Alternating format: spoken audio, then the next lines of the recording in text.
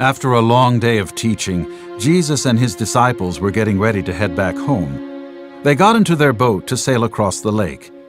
But as soon as they pushed off from shore, a whispering wind grew into a blustering storm. Without warning, huge waves swelled up like moving mountains, pushing the boat up and down. The disciples were terrified and thought the boat was about to sink. The disciples' fear grew more intense as they realized that the storm was getting bigger. They grabbed onto anything that provided stability. As all of this was taking place, Jesus was sound asleep inside the boat. The disciples forgot that they were in the company of Jesus, who had power of all the elements, even deadly storms.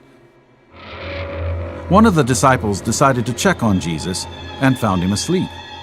Even with the raging storm wreaking havoc to the boat, Jesus was calm. They needed his help. "Teacher," his disciples shouted in his ear, "don't you care that we're all dying?" Jesus calmly stood up and looked at the furious storm. He was not scared. He was not shaken. He didn't even look surprised. "Peace! Be still!" he shouted into the raging, blinding blackness of the storm. Then, suddenly, the growling and snapping of the storm stopped. With scarcely another drip, the rain was gone. The clouds scurried away. The sea settled into a peaceful pane of glass, and the fear of dying was gone. Jesus saved them.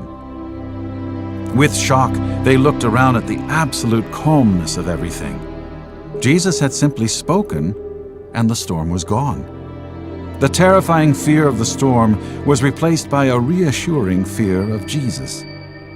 Who is this, that even the wind and sea obey him? They asked in wonder. Yet again, Jesus proved to them that he was the Son of God, and their faith grew stronger.